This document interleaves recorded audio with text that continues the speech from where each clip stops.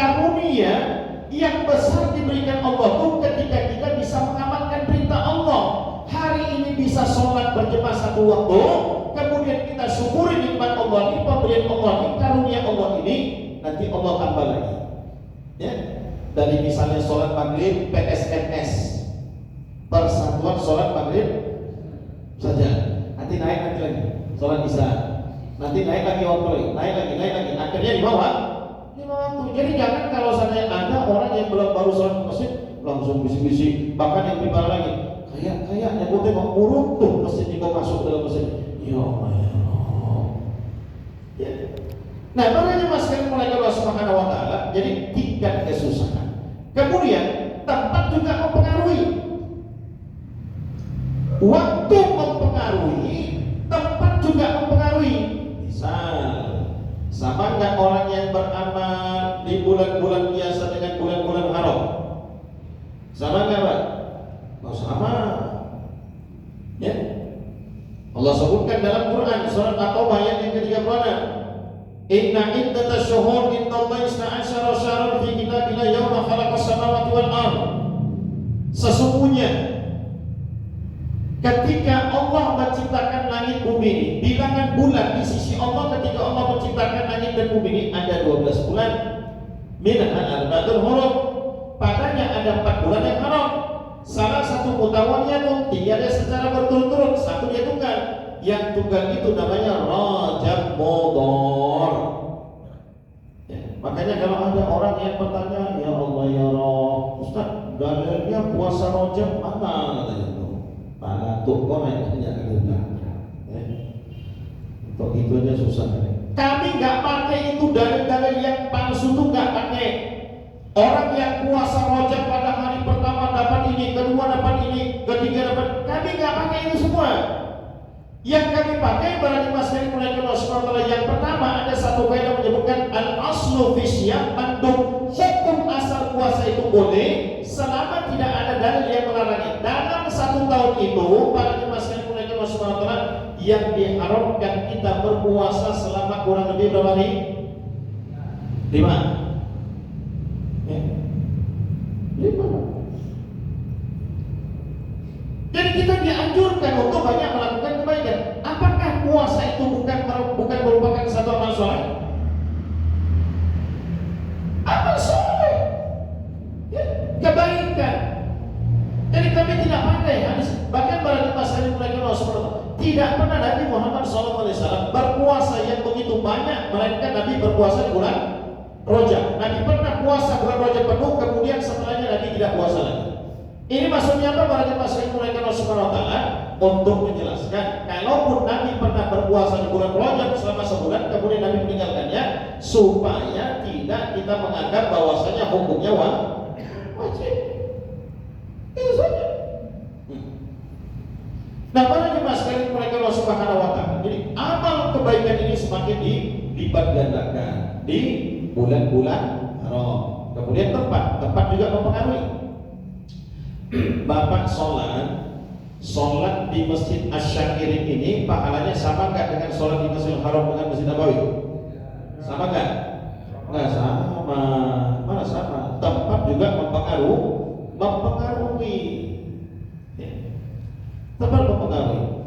Nah, kemudian para jemaah sekalian mulai Allah Subhanahu wa taala. Jadi Masya Allah, orang yang beramal, para jemaah sekalian mulai Allah Subhanahu wa taala, orang yang beramal itu minimal dibalas dengan 1 kebaikan, 10 kebaikan, 700 kebaikan. Wallahu yudha'ifu liman yasha, bahkan terserah daripada Allah Subhanahu wa taala. Itu min fadli rabbi, mutlak karunia daripada Allah Subhanahu wa taala.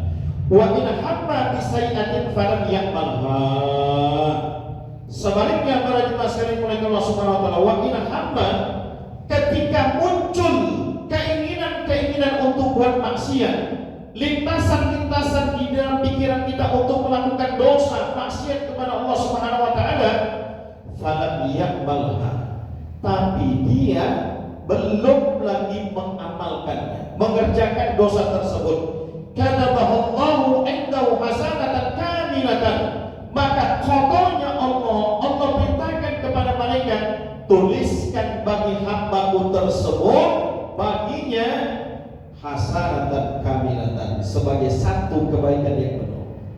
Para jemaah sekalian oleh Allah Subhanahu wa taala, kalau kita melihat ini seakan-akan kontradiksi dengan satu hadis Nabi Muhammad SAW yang ketika ada dua orang yang berselisih kemudian mereka berkelahi sehingga satu terbunuh, satu tidak terbunuh. Maka kemudian Nabi mengatakan al-qatilu wal maqtul finnar. Nabi Muhammad SAW mengatakan yang membunuh dan yang dibunuh dua-duanya masuk neraka. Kalau kita melihat ini seakan-akan kontradiksi.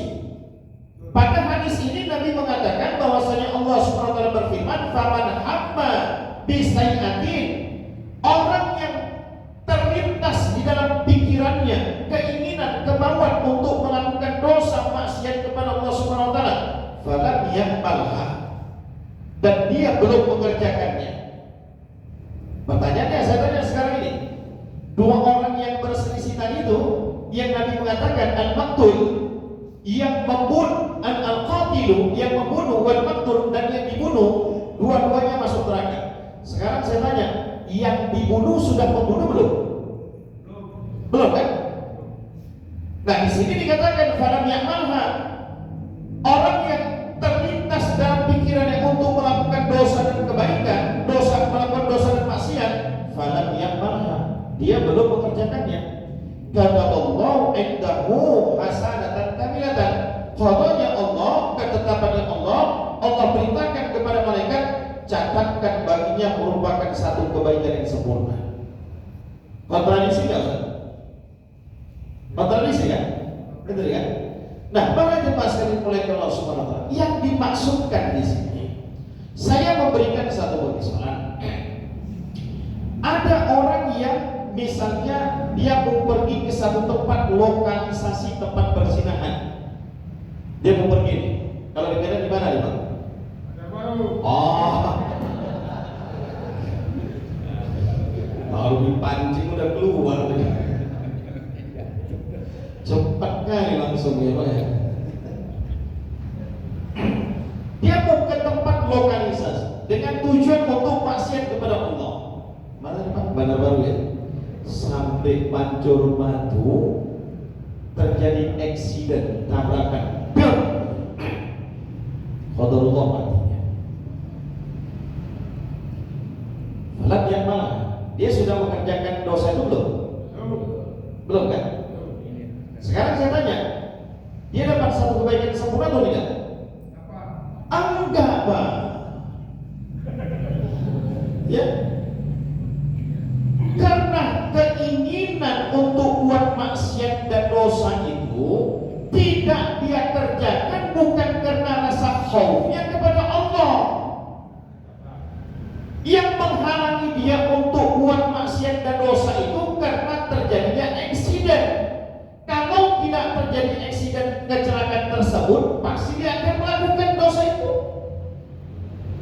Beda dengan para jemaah sekalian yang Nabi sebutkan di dalam hadisnya, yuzilluhum sab'atun yuzilluhumullah, 7 golongan manusia yang mendapatkan naungan pertolongan daripada Allah, yauma la yazillu illa zilli, yang pada saat itu tidak ada pertolongan kecuali pertolongan daripada Allah Subhanahu wa taala. Salah satunya adalah rajulun, satu orang laki-laki yang dia diajak oleh satu orang perempuan. Nabi sifati perempuan tersebut mansib bin wajamalin, perempuannya bangsawan. Ya. Kemudian Nabi sifati lagi wajamalin, cantik perempuannya. Nah, kalau Nabi bilang cantik, sudah pasti 100% cantik kan? Ya, pasti. Kalau saya bilang cantik sama Pak Sola bilang cantik, beda. Karena mungkin cara pandang kami berbeda, lihat perempuan cantik. Cara pandang saya kalau melihat perempuan cantik itu harus putih, tinggi, itu maksudnya. Hidung agak mancung. Itu cara pandang saya melihat perempuan. Itu dia tuh. Tapi kalau Pak Sola mungkin beda. Mungkin bagi Pak Sola kalau perempuan cantik itu yang kulitnya sawo matang, hitam-hitam manis, ya kan? Ya? Bukan hitam gosong. Okay? Jadi cara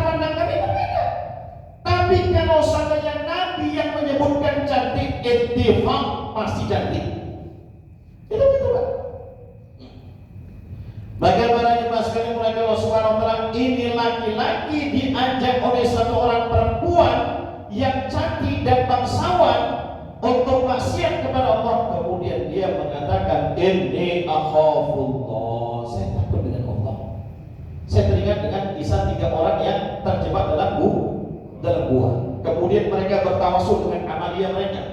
Salah satu pemuda tersebut dia mengatakan dalam tawasul dalam doanya, ya Allah, aku punya satu orang sepupu keluarga cantik betul, aku ada hati dengan dia, aku ada keinginan dengan dia. Satu ketika musim paceklik, kekeringan, maka dia datang kepadaku mengadukan kesusahannya kepadaku, ya. Dan kemudian aku melihat ada celah untuk aku bisa memiliki tubuhnya. Maka aku katakan kepadanya, aku akan memberikan bantuan kepadamu, tapi dengan syarat kau harus serahkan tubuhmu kepadaku. Perempuan itu tidak ada pilihan pada saat itu. Akhirnya dia serahkan tubuhnya.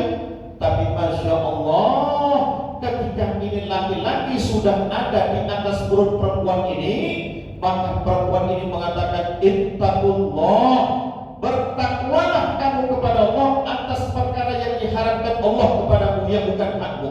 Maka ini laki-laki ada imannya sedikit dalam hati, akhirnya dia tinggalkan perempuan itu. Dia tidak jadi bermaksiat dengan perempuan tersebut, dan dia berikan bantuan tanpa syarat sedikit pun. Nah, ini maksudnya pada masalah Allah Subhanahu wa taala. Orang yang ada lintasan-lintasan keburukan, keinginan untuk buat maksiat dosa kepada Allah Subhanahu wa taala, kemudian falam ya'malha, dia tidak mengerjakannya karena semata-mata dia tinggalkan kemaksiatan itu karena takutnya kepada Allah, bukan karena sesuatu perkara. Ya. Inilah yang disebutkan para jemaah sekalian mulai Allah Subhanahu wa taala oleh Nabi Muhammad SAW, bahwasanya Allah Subhanahu wa taala berfirman, kataballahu indahu hasanatan kamilatan. Maka qadanya Allah, ketetapan daripada Allah, Allah beritakan kepada malaikat, tuliskan baginya satu kebaikan yang sempurna, meninggalkan dosa maksiat karena Allah Jalla. Ya. Jadi para jemaah sekalian mulai Allah Subhanahu wa taala, saya katakan di sini, tadi kita sepakat enggak? Kalau orang yang buat kebaikan di bulan-bulan haram, di tempat haram lain, pahalanya dilipat gandakan, betul? Kalau buat dosa, fala tasrimu fihi anhum saku. Jangan kamu melakukan dosa di bulan-bulan haram, di tengah haramain. Bahkan para jemaah sekalian mulai Allah Subhanahu wa taala, disebutkan di dalam berbagai riwayat para jemaah sekalian mulai Allah Subhanahu wa taala, ketika ada ayat Quran yang menjelaskan al-hajju ashhurun ma'lumat, bahwasanya bulan-bulan haji itu adalah maklumat yang telah ditetapkan oleh Allah Subhanahu wa taala.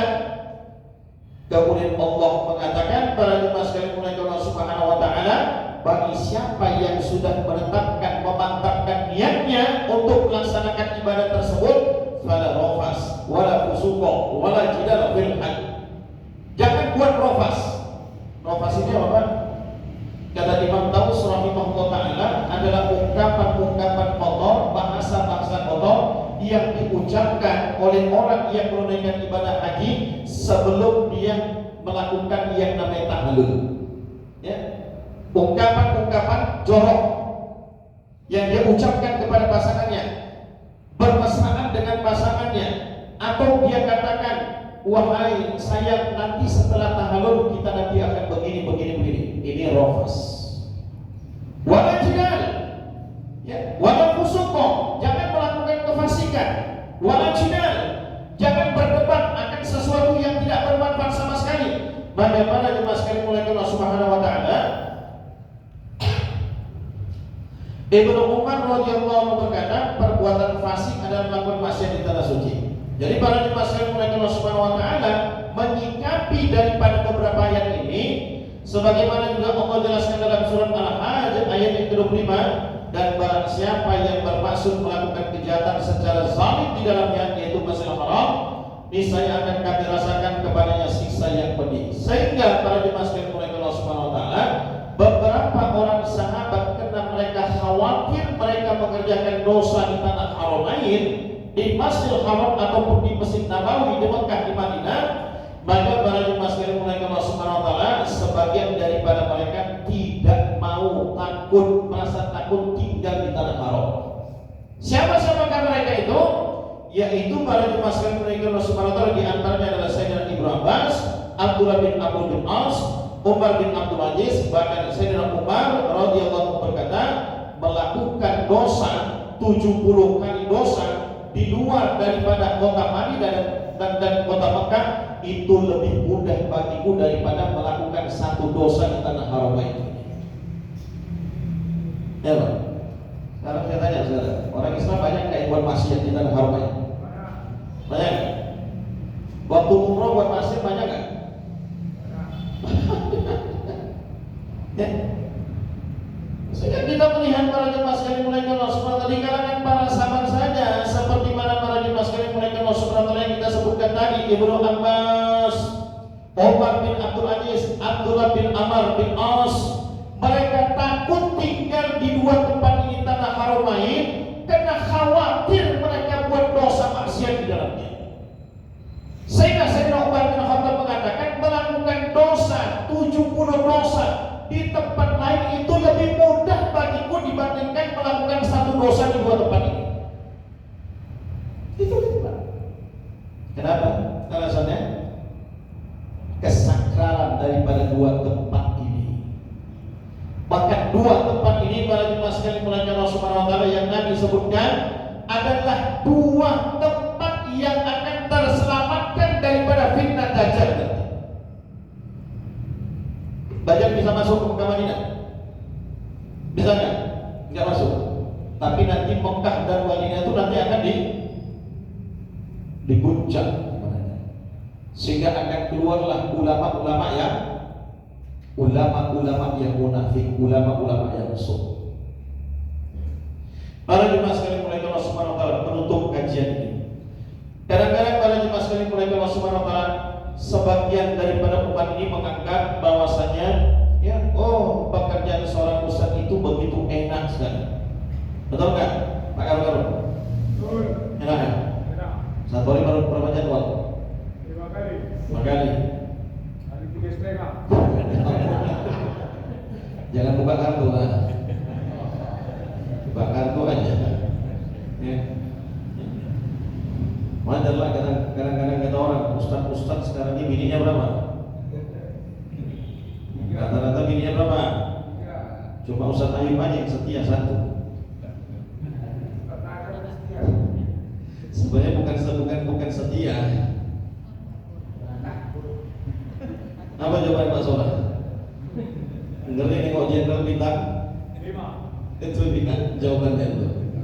Jadi para jemaah sekalian mulai Allah Subhanahu wa taala, terkadang sebagian daripada umat ini menganggap seakan-akan para jemaah sekalian mulai Allah Subhanahu wa taala, ustaz ini masya Allah enak, betul? Enggak enak sebenarnya.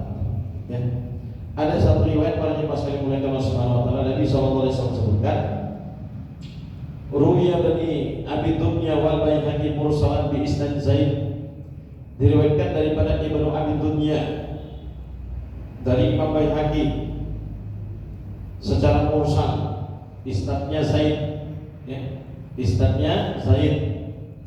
An Malik bin Dinar, Anil Hasan radhiyallahu anhu qala, daripada Malik bin Dinar dan daripada Sayyidina Hasan radhiyallahu anhu qala, qala Rasulullah sallallahu alaihi wasallam, bersabda Nabi Muhammad sallallahu alaihi wasallam, "La min 'abdun", tidaklah hamba-hamba Allah yang dulu ketika di dunia para jemaah sekalian mulai Allah Subhanahu wa taala yakhthubu, ya, profesinya sebagai seorang mubalik, sebagai seorang mu'alim, sebagai seorang dai, sebagai seorang ustaz, ya, apapun itu dia, ya, guru agama. Banyak para jemaah sekalian mulai Allah Subhanahu wa taala, melainkan nanti pada hari kiamat dia akan ditanya oleh Allah Subhanahu wa taala, "Sa'ili an yaumil qiyamah", ma arada biha. Allah tanya sama dia, kamu dulu jadi ustaz, jadi ulama, jadi mubalik untuk apa? Maka kemudian para jemaah sekalian oleh Allah Subhanahu wa taala, fakana Malik bin Dinar idza haddasa bihadzal hadis. Kata Malik bin Dinar, ketika riwayat ini sampai kepada kami, batin, sungguh saya menangis, kata Malik bin Dinar. Kenapa para jemaah sekalian oleh Allah Subhanahu wa taala? Kata Malik bin Dinar, nanti pada hari kiamat ketika Allah tanya, ma arad tadi, apa yang kamu inginkan daripada kamu dulu menjadi ulama, menjadi seorang mubalik, menjadi seorang dai-nya Allah Subhanahu wa taala? Faqulu anta syahid ala qalbi. Ya Allah, Engkau yang lebih tahu apa yang ada dalam isi hati. Sekarang saya tanya, Pak, ketika Allah tanya, ma arad tadi, yang kamu inginkan dulu apa dulu sebenarnya? Ketika kamu menjadi seorang mubalik, menjadi satu orang dai, menjadi satu orang ustaz, apa yang kamu inginkan? Allah Maha tahu enggak? Maha tahu. Kenapa Allah tanya? Ya. Allah Maha tahu. Nah, makanya mas kalian mengenai Allah Subhanahu wa taala, maka kemudian setelah disebutkan anta syahidi ala qalbi. Engkau yang lebih tahu isi hati kami, ya Allah. Maka pada saat itu walaupun manusia nanti akan berkelit dengan mengatakan begini semua segala macam, Allah yang lebih tahu. Jadi enggak, bukan masya Allah, ya. Ini bukan enak. Nah, kadang-kadang kita berpikir begini, berhenti aja menjadi ustaz, jadi pengusahanya berhenti jadi ustaz, makin dosa juga. Betul nggak kira-kira? Maka itulah perlunya banyak muhasabah. Ya, sebagaimana tadi kata Malik bin Dinar, idza haddasa, ketika sampai riwayat ini kepada saya, maka kemudian Malik bin Dinar menangis.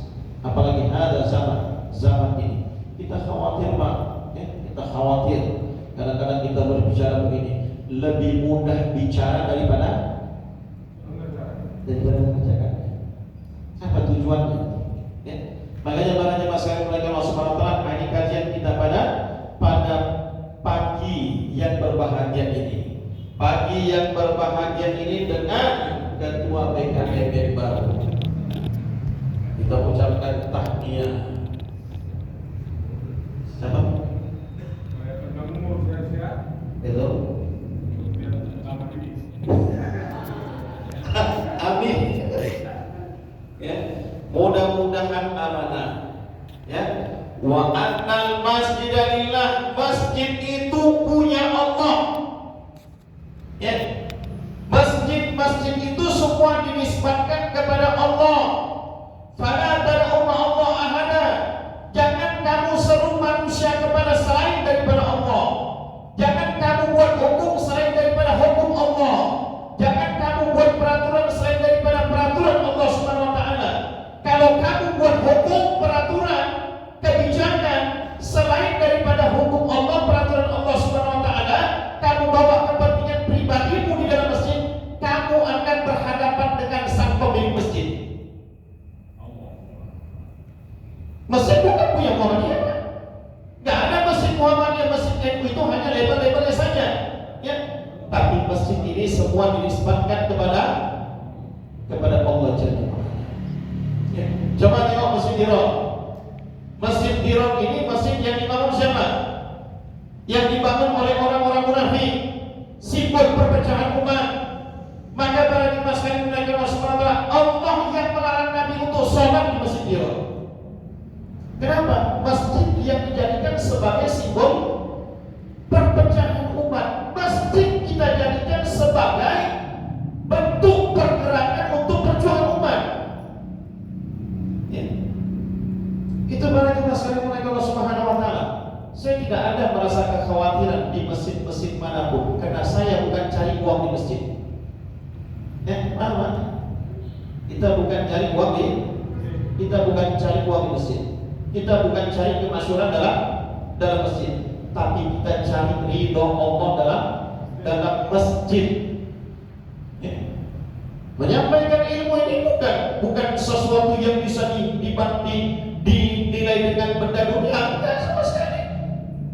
Macam tadi kata sempat seperti mana Pak Karno, berapa tadi Pak Karno? Setengah kali dimakan satu hari. Masya Allah. Langsung dipatok kali 5 satu hari ya. Kalau gitu bisa bikin 4 aja. Aman ya.